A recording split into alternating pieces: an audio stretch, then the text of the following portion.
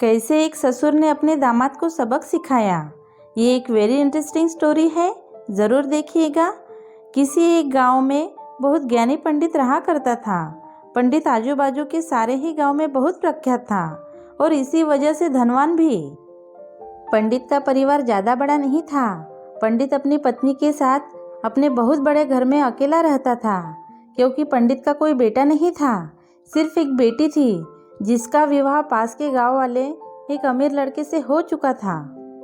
पंडित ने शादी से पहले अपने होने वाले दामाद की अच्छे से जांच पड़ताल की थी और अपनी बेटी का भविष्य भी ठीक से पढ़ा था। तब जाकर उसने बेटी की शादी की। लेकिन चंद सालों में ही पंडित का दामाद बुरी आदतों के चंगुल में फंस गया। जुआ और शराब की बुरी लत ने उसे सड़क पर लाकर रख दिया था। अपनी बेटी की ऐसी दुर्दशा देखकर पंडित की पत्नी काफ़ी दुखी होती थी और अक्सर पंडित को कहा करती थी, तुम जाकर उनकी मदद कराओ।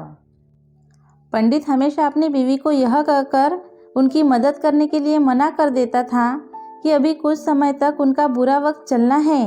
हम चाहे कितनी भी कोशिश कर ले, जो उनके नसीब में नहीं है वह उन्हें नहीं मिल पाएगा।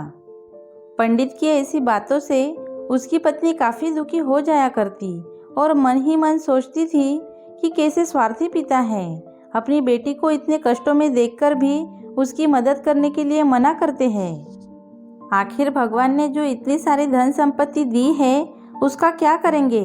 हमें कोई और औलाद भी तो नहीं है, ले देकर एक यही बेटी है और उसके लिए भी कुछ नहीं करेंगे तो किसके लिए करेंगे? पंडित ऐसा नहीं सोचते थे। ऐसा नहीं है कि पंडित अपनी पुत्री से प्रेम नहीं करते थे, लेकिन उसने अपनी पुत्री की कुंडली इतनी अच्छी से पढ़ी थी और वह यह पहले से ही जानते थे कि वह चाहे किसी भी लड़के से शादी करती, लेकिन उसके जीवन में यह समय आने वाला ही था और बिना इसे भुगते उसको छुटकारा नहीं मिलने वाला था।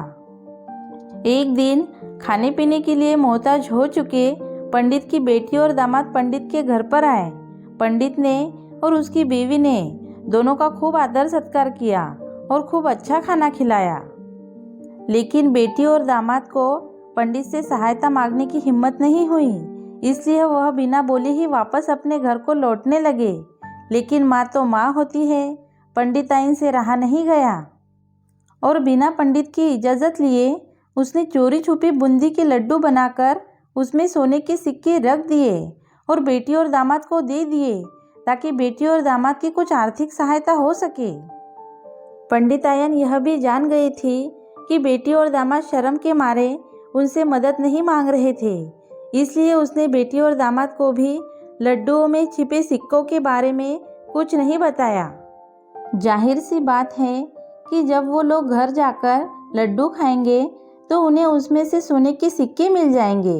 इस तरह बिना उनके मांगे ही उन तक मदद पहुंच जाएंगी। यह सोचकर पंडिताइन मन ही मन अपने बेटी की मदद करने के लिए खुश होने लगी। पंडित के दामाद और बेटी उन दोनों का आशीर्वाद लेकर अपने घर की तरफ रवाना हो गए। उन दिनों गाड़ियाँ तो होती नहीं थी, घोड़ा गाड़ी या बैलगाड़ियाँ चलती थी। पैसे ना होते तो और चीज़ों की लेन देन से भी व्यवहार होता था। बेटी और दामाद का गांव पंडित के घर से बहुत दूर था, फिर भी पैसों की कमी के चलते वह चलकर अपने गांव की तरफ निकल पड़े। थोड़ी ही दूर चले थे कि पंडित की बेटी के पैर में चोट लग गई और अब उसको चलना भी मुश्किल हो गया। पंडित के दामाद ने जब देखा कि उसकी बीवी अब बिल्कुल चलने में सक्षम नहीं है, तो उसने एक टांगा अपने घर तक किराए पर ले लिया। दोनों पति पत्नी टांगे में बैठकर घर तक पहुँचे, लेकिन टांगे वाले को देने के लिए उनके पास पैसे नहीं थे, इसलिए पंडिताइन ने जो बूंदी के लड्डू उन्हें दिए थे वही किराए के तौर पर उस टांगे वाले को दे दिए। टांगे वाला बूंदी के लड्डू को लेकर वहां से चला गया।